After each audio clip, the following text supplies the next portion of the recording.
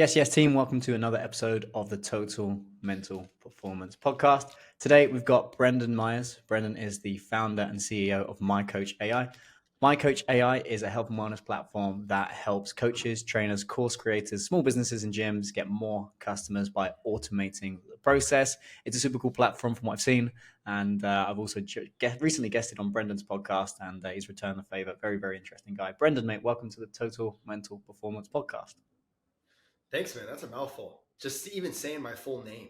I live in Argentina, and when they say my full name, it's just like, oh my gosh, there's so much, bro. I appreciate you having me. My pleasure. My pleasure. So tell me, what is it that you actually do on a day-to-day basis? Yeah, I wake up and immediately I'm responding to coaches and potential bugs, ideas, questions from my team, um, and trying to eat and follow my own life, I guess, my personal life, uh, and all the way up until I go to bed, which is really, really late, many times because now I live in Argentina now. So the way that they kind of live their lives is quite late. So I work all day. I'm like client success, CEO, COO, acting as enrollment, outreach, the whole thing. That's what I do all day. It's all day until I go to sleep. So I definitely could use this podcast for myself. Amazing. And what is it that you guys are building over at MyCoach AI? Yeah, man. So for the longest time, we've been really, really focused on creating a creating a platform that would take all of the things that you may need to use for your coaching business or a small business at that, and bringing it all in one, consolidating the process so that you can finally work on your business in the way that you want. No more stress having to go and use WhatsApp or Google Drive or use this or that.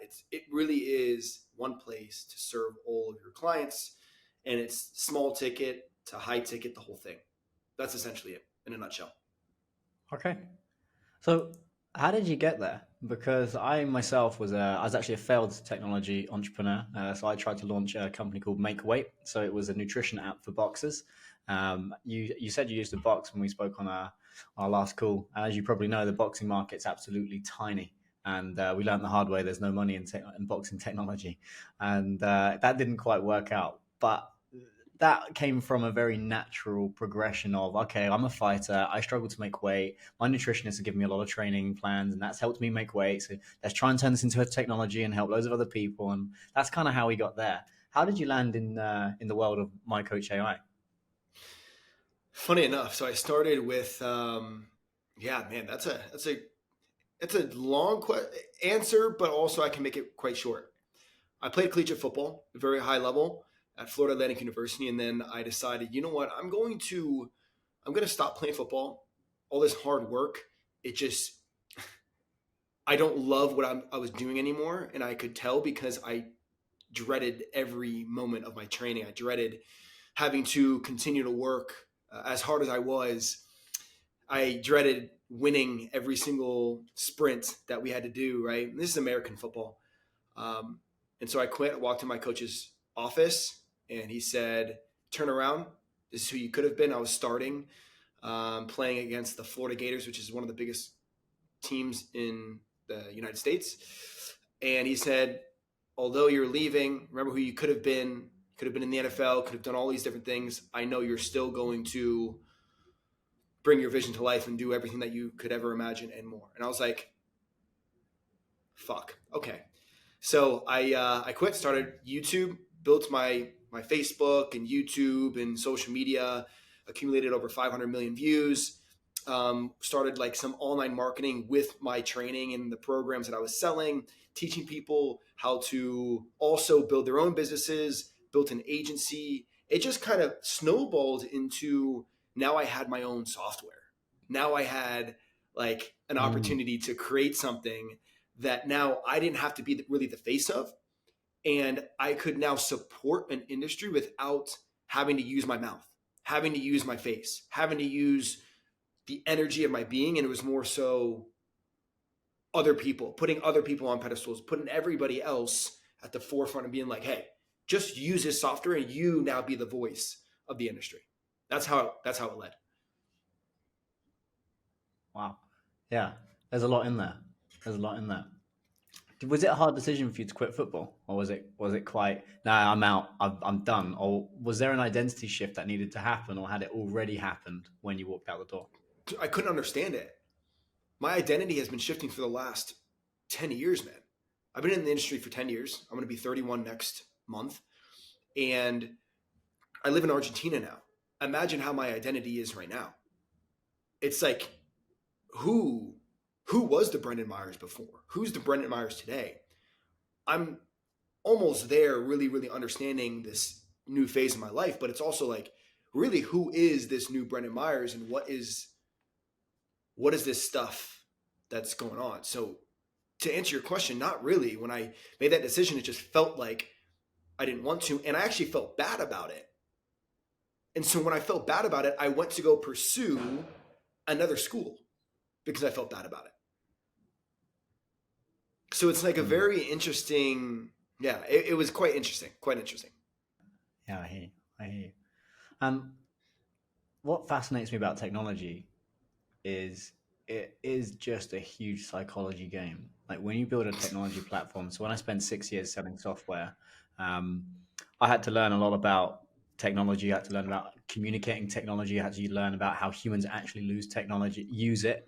What you think the user will do versus what the user actually does are like two completely different things. I still think about that with TMP when we're looking at our apps and our courses and whatever. And it's like, yeah, we expect them to do this, but they don't. They do this instead.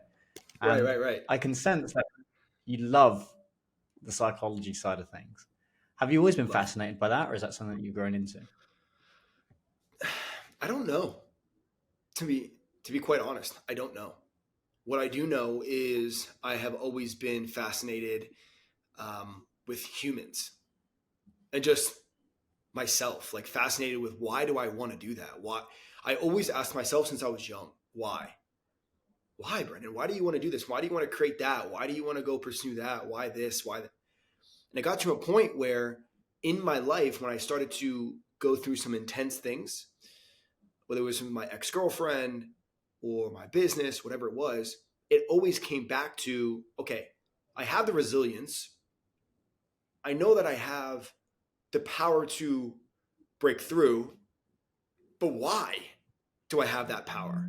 Why do I have the resilience? And that's what really became so interesting to me.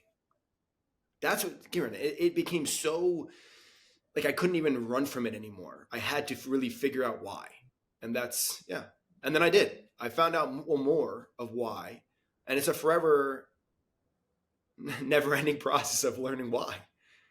So what's Brendan? I love these. I love these existential conversations. By the way, mate, this is what I call stargazing. Like you're looking off into the universe and going, "Yeah, well, what is inherently the fucking point?" And I could sit here all day long on that. So what is your why today? What is it that keeps you ticking? Because if you are going to be an entrepreneur, you got to take on a lot of stress. You got to take on a lot of risk. You got to take on something that's meaningful enough to get kicked in the nuts again and again and still win.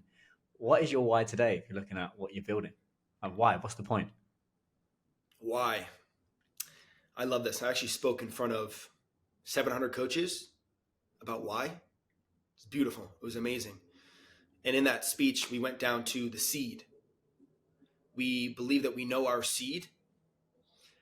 However, we're so distracted by the noise of what's happening around us. And we confuse our intuition of what we want with the noise and the information on the outside. And it wasn't until about the last year that I fully started embracing my whys. And really my big why. The reason why I do what I do with MyCoach AI right now is because I care so much about supporting people and supporting individuals. It doesn't matter if you're a coach or a client, whoever it is. I want to see people break through and do things that they may have not thought was possible. And I'm seeing somebody here in Argentina, and we had a deep conversation. It's only in Spanish, so it's like interesting the type of conversation it is. And she's like, well, we can't really do this. We can't really do that. And then I looked her dead in the eyes. And I was like, we can do anything that we put our minds to. Everything is possible. And it wasn't the actual words that meant so much like, yes, we can do every single thing possible. No, obviously we can't fly. It's not possible, right? It was more so the depth of it, where it came from. It was aligned with my purpose and the reasons why I'm doing the things. And interestingly enough, a week later, when I'm going through some neurological things. I went to see a spine surgeon last week. And when I was texting her, I was like, yeah, to be honest, I'm a bit fearful of this, to be very real. And, if there's something wrong, it's quite scary. And she said, remember, Brendan, everything is possible. You're going to be okay. That, Kieran, is what I do it for. It's for the people who think one way in one instance and then jump over the river to the other side and now look at where they used to be, completely different. It's fascinating because I think this is why we connect well because I've got exactly the same thing. Like, if we look at what TMP does, it rewires the conscious reality of all of our clients.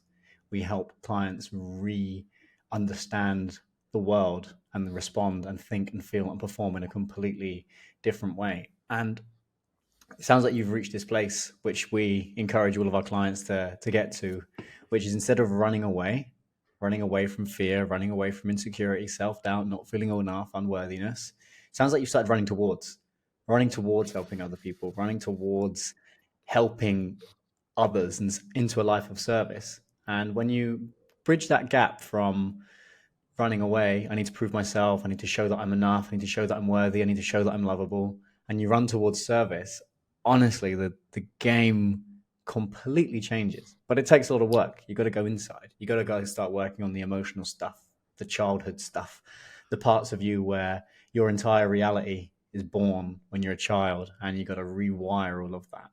So it sounds like we've got a lot of shared values and we've reached the same place. But what's fascinating is, and this is really cool, when you build an environment of amazing people that have similar whys, the way in which you deliver those whys can be completely different. So you've got a technology platform that enables entrepreneurs and coaches to go and realize their dreams, to go and serve their clients in completely different ways, to go and save more time and energy for them to go out and build other stuff. We do the same thing with the human. So we help the human get out of their own way. We help the human master their emotions, their limiting beliefs, their challenges, and ultimately perform in a completely different way to change more of their clients' lives and their families' lives and whatever. So it's really, really fascinating. And what you put out is what you get back. But I'd love to learn more about Brendan the child. Like, where was all of this born? If you could describe the context of Brendan as a child, what happened there that led to some thoughts, some feelings, some beliefs that eventually evolved into the man who you are today? Yeah, dude. I was a incredible athlete growing up. Incredible. I could compete to be the absolute best in every sport that I played. I did chess. I started learning piano. I played soccer. I played American football. I played basketball. I played baseball. And there was a time where I went up to my aunt, and I remember my relationship with my brother has always been difficult, to say the least. The majority of my life, I worked to be heard and seen by my brother. And I told him this several times in my life, especially later in my life after I healed and I was going through the things as well. And this is very important because my entire life was dictated based off of these small situations that happened when I was younger. So I was a great athlete. There was a point where we were up in New York City with my family, my extended family. I'm from Florida, New York City. And I remember going up to my aunt, and my brother had really, really bad acne. My sister had really, really bad acne. If you can see my face, I have scars, right? And so I went up to my aunt and I said, hey, Aunt Joanne, my brother and his face is so bad. And I remember I was bad mouthing how he looked and all this stuff. And I said, I'm never going to have anything like that. I had the worst acne out of everybody in my family after that. And the majority of my childhood was me finding a way to get back at my brother for the way that he treated me. Interesting. And I also felt like, being the youngest, that if I could work the hardest, if I could be the person that did show up for everybody, that if I could be all of these things, then I would feel seen and feel heard. And so that was essentially what charged the majority of my life up until, I would say 5 years ago, I went through or 6 years ago, I went through very intense training and things to break through. And then ever since, it's just been a work in progress. And now, for the first time, I live in a $500 a month apartment in Argentina. I speak a different language. I never spoke that language before. I don't feel like I need to answer to anybody. I need to tell anybody what I'm doing. I don't need to explain myself. I'm okay with the situations that come to me. It is what it is. I have different tattoos on my skin that says, it's all good, let it be, confía en el proceso, like trust in the process. These things now, from when I was a kid and a child, struggling with feeling seen, feeling heard, being a great athlete, to then going through intense, I didn't even want to be seen in public, and a small shrimpy kid, 119 pounds, feeling like I was broken, I was nothing to this world, could not offer anything, when my athletic ability was always what I could lean on, but I wouldn't even show that anymore. That's where it all changed. And that was my childhood that essentially created the Brendan Meyers that people see, especially today. Yeah, beautiful story, mate. And thank you so much for sharing that. And it's interesting because I talk a lot about operating out of dark energy and light energy. And it's never black and white, as much as it sounds black and white. You're never just operating out of love, light, and abundance. There's always a little bit of darkness in there. But what I see with children that are very driven and ambitious, they usually get a message. And the message is, you're not enough, you're not lovable, you're not worthy, in some form, whatever that's, whether that's school, parents, teachers, or whatever. And then they go one or two ways. They go, yeah, you're right. They give up. And then they just trello off into mediocrity, and they kind of accept the message. Well, then the other kids go the other way, and they go, fuck you, I'm going to prove you wrong. And those are the ambitious types. Those are the creatives, the dreamers, the doers. I'm going to go build stuff. I'm going to go win stuff. Yeah. Yeah. Exactly. Me. Yeah. And that's 99% of our client base. That's exactly and our audience that are listening to this will resonate with that. Dude, the majority of my time on this earth, I was trying to just prove to people that you can work as hard as possible and achieve everything. Everything that you want in your life, you can achieve if you just put hard work in. And what I learned is that, yeah, you can do that in the short term, but man, you don't know what's coming. There's things with my body, for instance, that I'm going to be 31. And I was with the neurologist about a week ago, and he's doing a test on me, an EMG test. And he's like, I don't get it. Sos joven, which means you are young. You are young. I don't understand why your spine is like this. Like, what do you do? Like, what have you? And I've just worked really hard at every single thing that I've done the majority of my life. And that's it. With not true purpose behind it. Just work as hard as possible, feel seen, feel heard, and be a leader. When in reality, I was leading people down a path that I believe does have long-term effects that are not the best for humans. Burnout, injuries, disease, sickness, relationships that break, all these things, man. It was again and again and again, this like, I need to, rather than I want to. I get to. Yeah. So that's always been, yeah, that's been what was proving. Everything you share, Brendan, is exactly why I launched Total Mental Performance. Um, I believe that my ambition nearly killed me. And the way that that happened and manifested itself was through boxing, never feeling enough, having to try and prove myself again and again and again, to the point where I managed to make the national team. I was sixth in the UK rankings. I was trying to launch a startup for a technology startup, and then on top of that, I was recruiting for Samsung, all of their top salespeople. And I went for a period of time where, after in the space of 1 month, I lost my place on the England men's team. I lost. The business went completely wrong, so we lost all of the money on that one. Ended up with a binge eating disorder, anxiety, depression, tried to take my own life. And that was because my ambition was built solely on darkness. Same as you. I got to prove myself to everyone. I got to show everyone I'm the man. I got to show everyone I'm the leader. I got to show everyone and work and work and work and work and work, to the point where my ambition nearly killed me.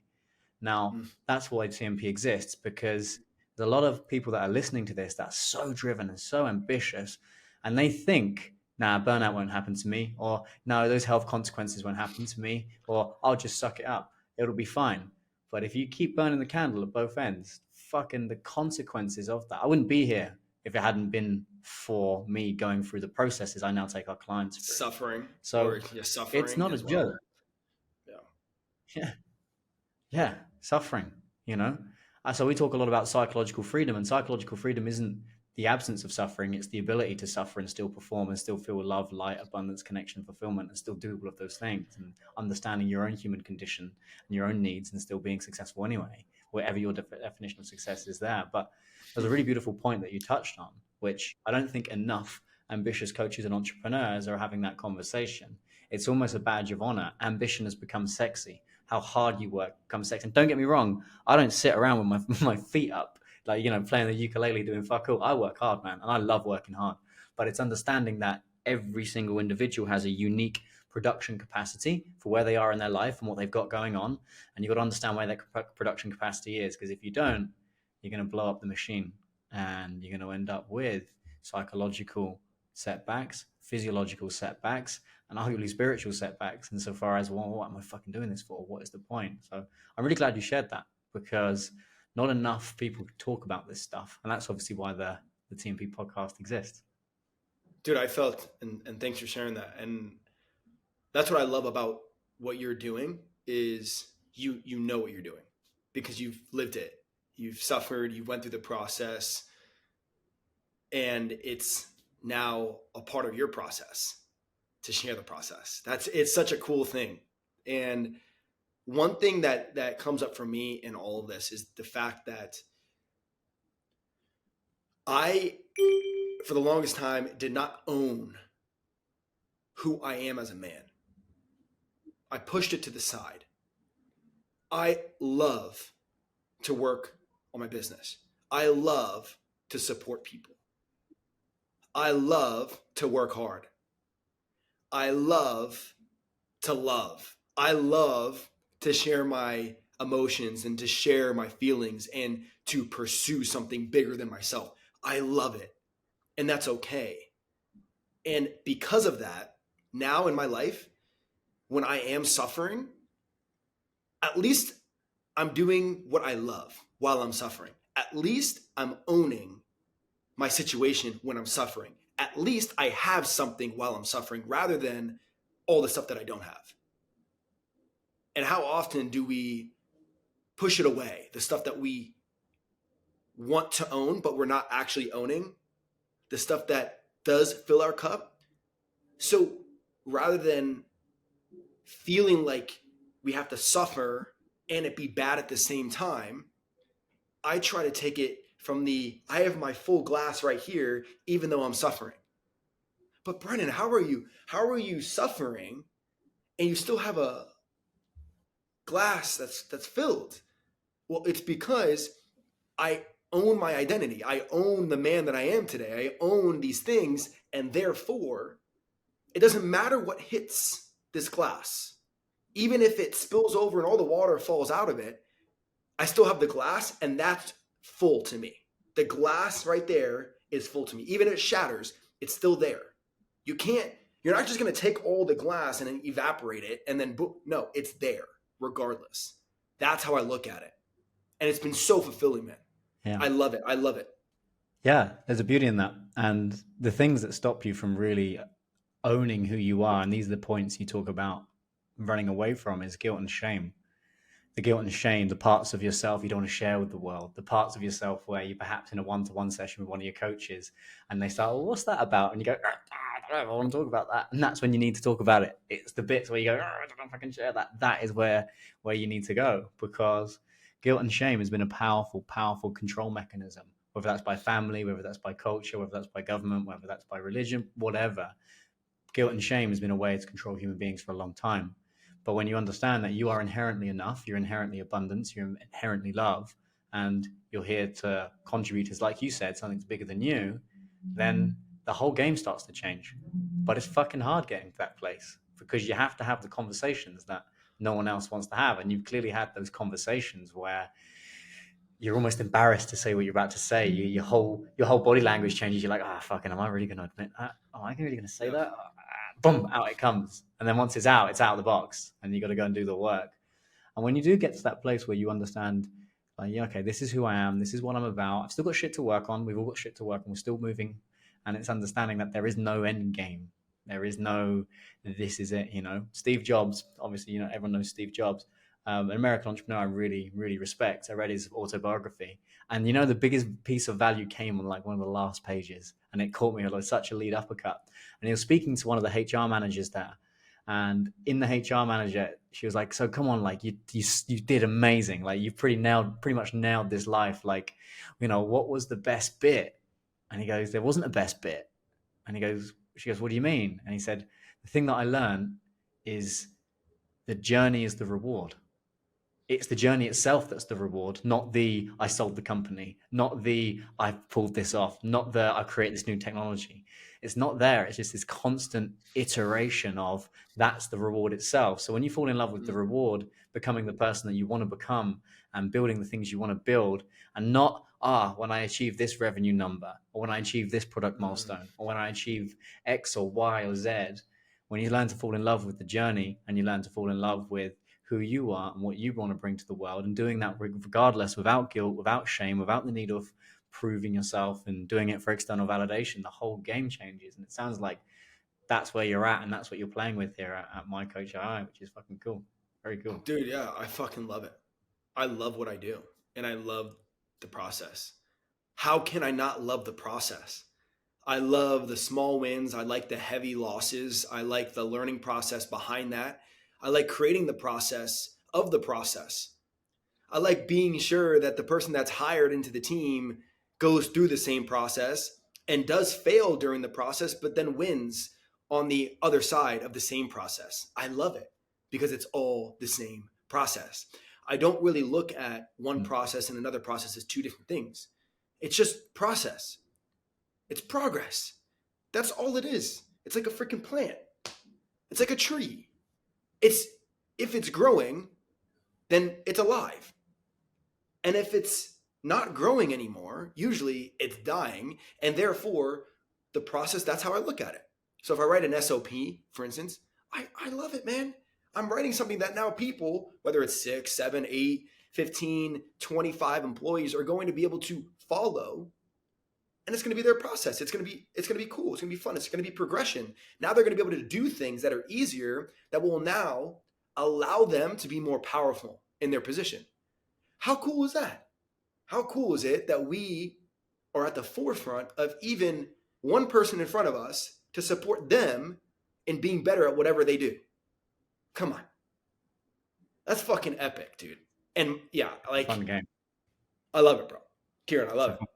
You said something there, plant, and I use a metaphor of business and companies is like an organism. So like you've got a little organism and you've got all these little bacteria that get bigger and gets bigger and gets bigger. And eventually, and this might even just be your thoughts, right? This is without going too psychedelic. This is like each thought is a little organism and they come together. And eventually the thought in the mind moves the hands, moves the mouth and the vocal cords to communicate. I got this idea. I'm going to go and build it. And you start moving your hands, you start doing more thinking, and it builds. And eventually, that organism they first created in the mind, right? Things are first created in the mind before they're created in the world. And then eventually you create your first little service or product, you create your first sale. Boom. Next thing you know, you've got a business, you've got a little organism. And I like to think of it like a baby. So when I think about TMP is 2.5 years old and it's behaving like a 2.5 years old little toddler. So what I mean by that is for where we're at right now, it's starting to stand on its own 2 feet. So I can let it go. And I'm like, go on, little man, go, go. And it's got its first few steps. But if I'm away from the business too far, or if I'm not there, eventually it falls over. And there's a lot of plates that I go, all right, okay, we've got to go, reset, reset. Come on, kid, you're crying. All right, up you go, up you go. And it's just that iteration. And when you look at business and entrepreneurship like that, and every little hire, every little process, every customer that comes on board, it's almost like every time a customer signs up, you're just taking a little spoon full of food and you're giving it to this little toddler, this little baby, like, right, here you go. And then you're taking it to school where you've perhaps got external agencies and it's learning new things, it's learning maths, English, science. And it's really about raising that organism to eventually to go stand up on its own and go and change its own world and go and build its own family and go and do its own things. And for me, that is the art of falling in love with the journey and being both the artist and the scientist. The artist, insofar as, yeah, like be creative, let's take some risk, let's see what happens. But then the scientist is looking at the data and going, all right, well, this kid needs a little bit more food, or actually we need to adjust the way that's walking, and having that real balance. And that for me is what makes the game so fun. Because it's a game. It's a massive game. Dude, I'm in it to win it, man. I'm in it. And it's now that I get to own it, just like you're talking about the process of the 2-year-old and the 3-year-old and the 4 and the 5, I'm in it. Like it's a baby to me. Everything in life is a baby to me. It's a process. It's progress. Brendan, what does winning mean to you? What does what? What does winning mean to Brendan?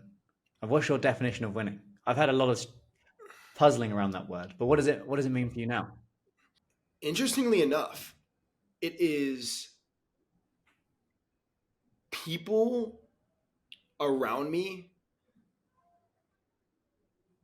progressing. To me, winning is not, if I get a trophy, it's, let me explain it like this. Okay. This is going to get interesting. When I think of winning, if I were to win a trophy right now on the biggest stage, I would look at that trophy as not something that I have gained, but rather the people that are inspired by what I have just achieved have gained. That's the way that I look at winning. The win isn't in me holding up the trophy. It's when I hold up the trophy, what type of impact and waves does that create in the personal lives of the people watching? That's winning to me. And that is totally, I'm cool with also becoming or being last, and that also being the greatest win for people around me and myself. If I get to fail and I say something wrong and 15 people call me out on a call, I'm like, thank you guys and girls. You guys all suck, but nah, you guys clearly have an experience. I've gained this experience. I have failed in this moment. And that is why I'm in the position that I am. Yeah. When I think about winning, that's a beautiful way of putting it. Your definition of winning is the way in which you inspire others and how comfortable you are coming last. Because as long as you achieve your objectives of helping others, then that's amazing. Which is so different to sports. Competitive sports is you win and you lose, kid. You're either good enough or you're not. And this is my first ever mindset mental performance coach and therapist said to me. She said, well, look, there's two. Her name's Hazel Gale, amazing woman. Shout out to Hazel. She said, Kieran, there's two winners in the race. There's two runners in the race. The first one's running to win. They got to win the race, and they're worried and they're scared and they got to prove themselves and they got to show the crowd that they're number one, that they're this and they're that, and they're full of so much stress and panic and chaos and disorder and dysfunction. And then you got the other person that's running because they love running. Running inspires them, it inspires others, and they just enjoy running. And every time they step on the track, they win by default because they love what they do and they love what they're doing. Yeah. The other runner is so stuck in their own head. And I used to be the first runner. And at the time, and I was like, I pretended to understand it. I was like, yeah, but I still got to be number one in my sales team. I still got to be number one on the board. Because if I'm not number one on the board, then whatever. And it took me a long time to internalize that. But actually, when you do get to a place where, you work in service for others, it's amazing how the universe moves. The universe moves in different ways. People respond to you in different ways. Doors start to open in so many different ways that you can't even begin to believe. But that does come from a place of not I'm winning to be number one. No, you just don't compete. You play your own game and you win your own version of winning, if that makes sense. Yeah, I've seen I don't even think it's magic. I think it's just energy that flows. When you're moving in the right direction, other things move with you. It's just my way of living and thought process. And if things aren't happening for you in this moment, it's most likely the way that you're looking at everything happening, not so much about what's actually happening. Because many times we take in, oh, I stubbed my toe, right? As like, oh, I stubbed my toe. Why did this happen? This is so bad. Like, I can't believe I stubbed my toe 2 times in a row. And, oh, this just sucks. To me, I'm like, this just happened for a reason. What lesson is this for me? That's just the way. It's a different perspective on things. And we can go about life in this way of curiosity. And curiosity, I believe, is linked to possibility and opportunity and things like that. Or we can look at everything as it happened. And not only did it happen, but it happened to me. And that's pretty much it. 2 ways of doing it. Curiosity, why did it happen? Or this happened and it happened to me. It's never the thing that's the issue. It's your relationship with the thing that's the issue. It's not the thing that just happened that's the issue. It's your relationship with it. The other day, I have this thing called King Days. So on Wednesdays, I take Wednesday afternoons off, and I use that to I hit some boxing pads in the morning, and then I go get a coffee somewhere, and I journal, and I go either hang out by the pool, chill the fuck out, I do a bit of reading. I just spend some time by myself, and I completely recharge, and it sets me up for my Thursday, my Friday, and a completely different, and the Wednesday evening when I work, completely different energy. This last Wednesday, I felt so creative, and we've got the TMP event coming up. I was like, fuck it. I am going to go do some work right now. I love this. And even though it was my King Day, I said, no, I'm going to do 45-minute little work sprint. And I'd never do this on my King Day. I'm usually very disciplined. But I was like, I'm going to do it.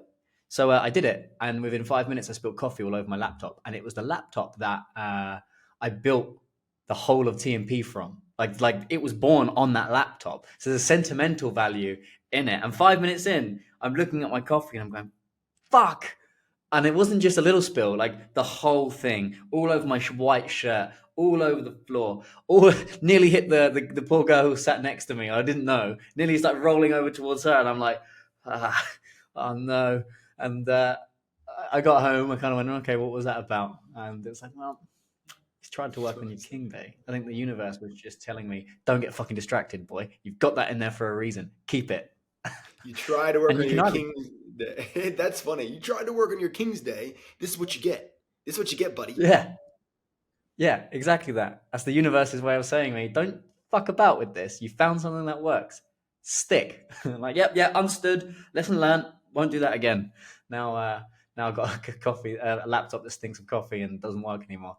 But I could either cry, get upset, oh, no, I'm such a victim, oh, why me? And I go, all right, fine, look, that's a lesson. On I go. Back to my King Days next week. So next week, I'm hit my pads in the morning, go sit by the pool, force myself. No. You're sharpening the saw for a reason. Just to get back to it. And when you change your relationship with that and you can look at the universe, and I don't know about you, but I call it almost like, it's almost perverse insofar as when I get a kick in the nuts in business or life, it's like, oh, I kind of learned something there. As horrible as it is, I've picked up a lesson. And in business, you often have to pay for your mistakes financially. And you go, oh, I put a bet on that. I made this bet on this marketing campaign. It didn't work. Okay. Well, what did I learn? Well, I learned this. Okay, cool. All right, I've got some data. I've got some evidence. Or, oh no, I've made a mistake with this process or this team member. Oh fuck. All right. Well, now you know for next time. It's being able to reprocess a perceived setback as, okay, it's a learning, it's data, it's information, versus where most people go, which is, this is more evidence I'm not enough. This is more evidence I'm not lovable. This is more evidence I'm a failure. I'm a fuck up. I'm this, I'm this, I'm this, and this, and this. And when you can create that disassociation from any single thing that is inherently happening in your self-worth, fuck me, does business become fun. It's like a completely different ballgame. You're playing just a different reality. And that, for me, is what fascinates me about entrepreneurs that love what they do and they're able to be successful at it and able to build big stuff versus the ones that either A, don't make it, burn out and crash, or B, they make it, but they're never happy, they're never fulfilled, and they question themselves, now what? And they start to self-sabotage and they get stuck in those dysfunctional cycles. That's the puzzle and the games that I'm fascinated by when I look at them. Feedback and information is the true king in all of it too. And that feedback and information will keep you out of the loop. But only if you welcome it. That's my thought on it. Yeah. I got a tattoo on my wrist. I stole it from Ryan Holiday, which is ego is the enemy. And often it's my ego that will be the problem if I'm feeling not enough or not worthy. And he talks about it in the book, Ego is the Enemy. It's a fucking great book. I love that book so much. How ego kicks your ass when you fail at something. Well, who says you weren't meant to fail at that? When you're successful, well, who says that makes you better than everyone else? Or when you put yourself as too good to do a certain task, well, who says that? Who says that? It's all fail ego. all the time, bro. So when you can start to remove, yeah, it's not perfect. But when you catch it, you can kind of have a little smirk, like a little jokester inside, like, you came out again, didn't you? You cheeky little fucker. Buddy. You sucky guy. What are you doing over there, buddy? What's going on there? You failed, loser. You little loser. But not really. Not really. It's like, yo, welcome. Welcome to the party, buddy. Welcome to the party. So as you look forward now, and you've reached this point in your life, where are you planning on taking this? And by this, I don't necessarily mean MyCoach AI, but you can go into that as well if you want. But where are you planning on taking Brendan? And what are you looking at that's going, you know what, this is going to excite me. This is going to stretch me. This is the next phase of my personal evolution and perhaps MyCoach's AI evolution. I'm not. That's just the simple answer. I'm just not. There's nothing in the future that I really care about. I don't care about the perfect car in the future or the perfect win in the future or where I'm living in the future. I don't care. All I care about is right now in this present moment. That's all I care about. I care about how I'm performing and what I can do right now. That everything else just doesn't matter. There's just nothing that matters outside of the present moment. It's all stories. It's all pictures. It's all images. It's all potentials or could have been or should have beens. It's not the now. So why even put any time or energy into it? Just doesn't make sense to me. Just doesn't. On a personal level, I agree. Playing the now game. All right, well, what's the puzzles I've got to solve now? Where do I need to level up now? And being double focused on that side of things.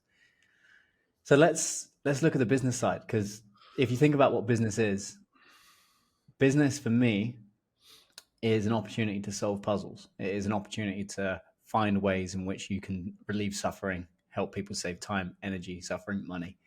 But a lot of business is about looking into the future, and it's looking into, okay, well, what am I doing with this? Where am I going? I almost look at business like an architect and a building site and a construction site. If we put my little toddler metaphor away for a minute and we go more into the masculine, all right, well, what are we actually building here? So when you look at your plans for MyCoach AI, I personally don't plan outside of 3 months. I have an idea as to where I'd like things to be in 6 months and 9 months. But for me, I look at the 3-month objectives. Okay, well, what needs to be ticked off now to get to the next level? And I call it earn the right to go and do the next thing. So how do you reconcile a guy that only lives in the present insofar as his personal development, but then on the company side of things, how do you play with that? Can I be very real with you? Or would you like me to? I'd be very disappointed if you weren't. Okay. No, I'd be disappointed with the sugarcoat, mate. Thanks for this for the stage. I think business maybe I have a different perspective on this. Goals, they can be powerful. Metrics can be met, and you can have metrics company wide about where you want to go, how much you want to do, X, Y, and Z. But what's interesting to me is companies are expected to have different types of goals, different types of potentials, different types of journeys outside of the personal lives of human, which actually doesn't add up to me. Because who runs the company? Who runs the company? Or the The, humans. the humans run the company. And so, why would it make sense that we're living in the present moment? We're looking to be fulfilled, to be happy with the things that we're doing, to build great relationships, communicate at a very high level. But then we also, on the business side, don't really take any of that into account. It's really just like performance, metrics, hit this, do that, that's it. And I just don't believe in that. I just don't. So the way that I approach business is, could MyCoach AI one day be worth $5 billion? Yeah, it could.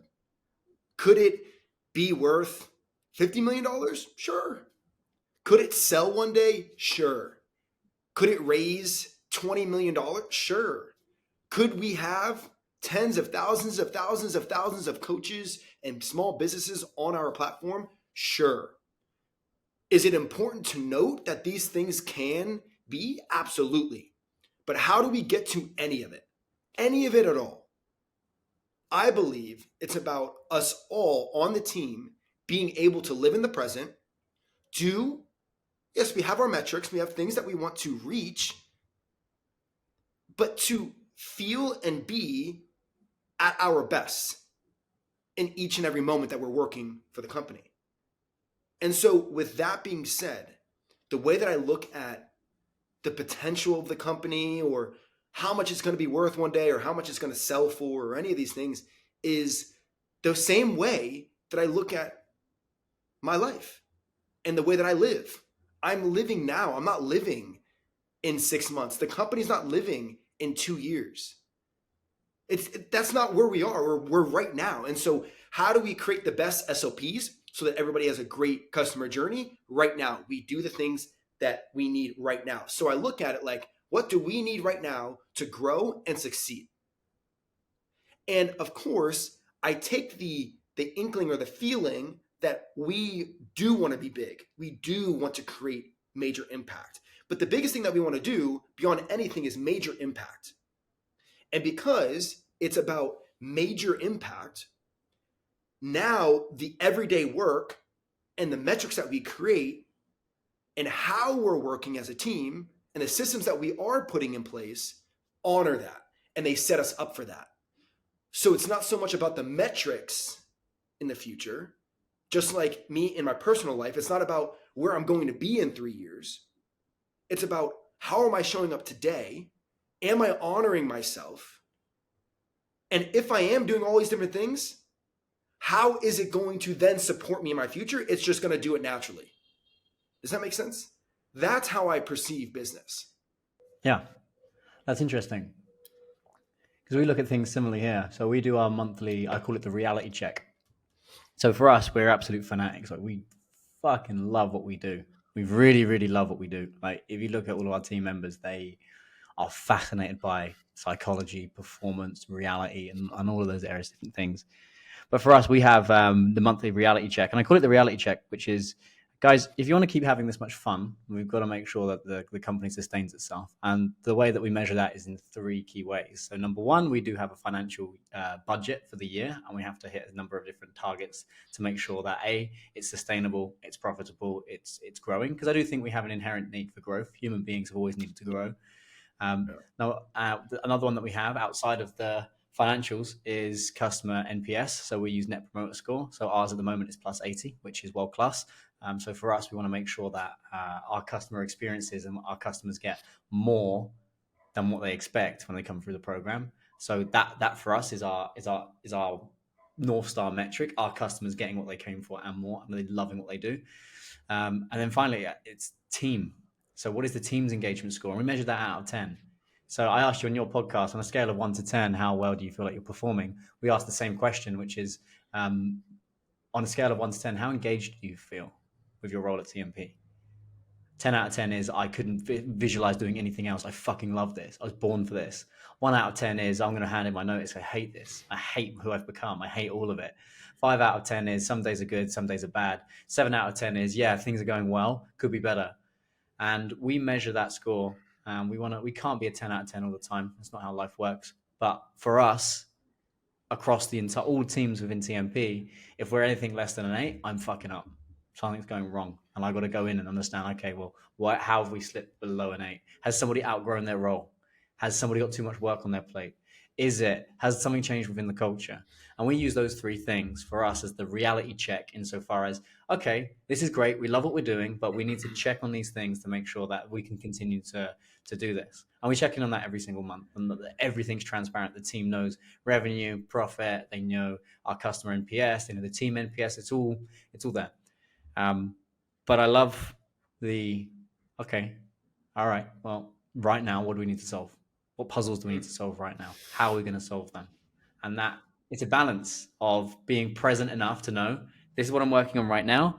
But then, and I find this is always the challenge as an entrepreneur that looks at the deeper reality of things. What is going on? What is the present moment? But then also, all right, well, I'm the captain of the ship. Where am I steering that ship? What is the vision? Yeah, where are you going? No, I agree with everything you're saying, and I'm on board with it, man. I think there's so much there is so much opportunity, and also it's a business, so you have to have some type of metrics, or you have to have certain conversations with your team to understand where you're going and the things you're doing. So no, I totally agree with you. I'm not disagreeing at all. I'm not. It's more so like the the process is really what matters the most, and those metrics. I like how you're measuring those metrics, because in our personal lives, who would help us measure those metrics? It would be a coach. It would be a therapist. It would be someone like your team, right? It would be people like that. And with a business, it's just the same thing. You're working. It's still personal, and who's giving you the feedback?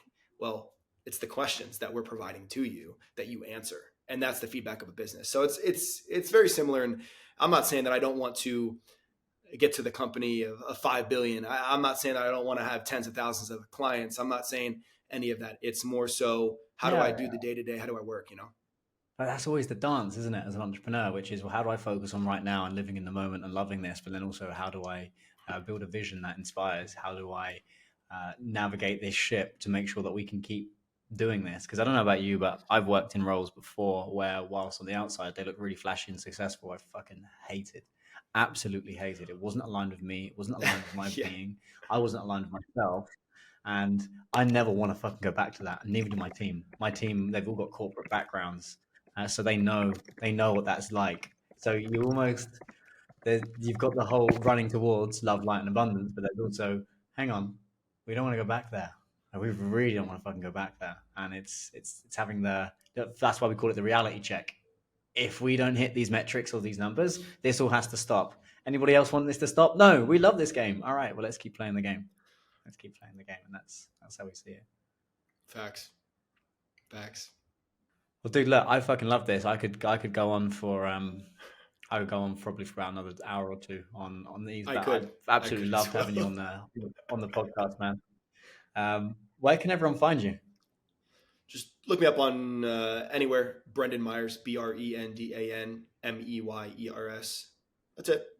Anywhere. Just message me. Instagram mainly. I'm there as well, but I'm just working. I'm focused. That's what I'm doing. Amazing. And if anybody wants to check out MyCoach AI, where should they head? MyCoachAI.com. That's it. And if you want to throw in your name in the joint waiting list, we end up reaching out to you. So we have a pretty good. We have a powerful fucking team that supports, and we do things differently at MyCoach AI. It's so awesome. We like really work with everybody one-on-one, get you onboarded into our system, learn our system, win big with your clients, masterminds, Q&As, internal Slack group. It's amazing. It's powerful stuff we're doing. Amazing, Brendan. Well, mate, I appreciate you. I appreciate your time. Thank you so much for coming on to the podcast. I know there's going to be so many people that are going to find so much value from this. If you found this helpful, add it to your stories. Tag us both into your stories. We're trying to get the message of total mental performance out there. Before we go, Brendan, we've got one last question we ask every guest. Forget us as an organization, forget us as a team. But what does the phrase total mental performance mean to you? If you had total mental performance in your model of the world, how would you know? Number one, I'm surprised that you were even able to get that name. Number two, it means everything.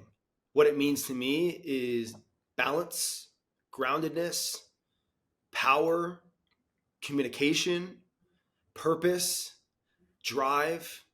That's what total mental performance means to me. It is being optimized in what is, owning who we are, and creating what we want. Love that. Brendan, mate, it's been a pleasure. Thank you so much. And looking forward to shipping this one out. Cheers, brother. Thank you.